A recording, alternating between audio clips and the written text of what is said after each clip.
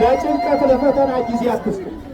ለምን አትስጡ አልኳችሁ? ለጭንቀትና ለፈተና ለለቅሶም ጊዜ አትስጡ።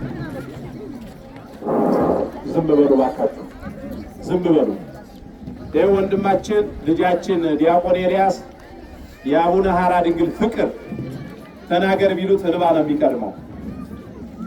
ሲቀድስ አድሮ ሳይሰለች ይኸው ገድሉ በጣም ይከብዳል። እያሳለመ ነው። አቡነ ሐራ ድንግል ጸጋውን ያብዛል በሉት ሁላችሁ።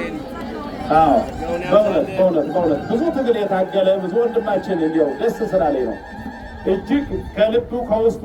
እንደገና ደግሞ ወንድማችን ዲያቆን ዮርዳኖስ ታዛዥ የሆነ ልጃችን፣ ሁለቱም ዲያቆናት ቅዱስ ሚካኤልና አቡነ ሐራ ድንግል የሚወርዱ ናቸው። በጣም ይከብዳል፣ በጣም ከመጠን በላይ ይከብዳልና እያሳለሙ ነው ያለ። ስልጣነ ክህነታቸውን ይባርክልን እግዚአብሔር፣ በረከቱን ለተሻለው ከፍ ላለው ማድረግ ያብቃቸው።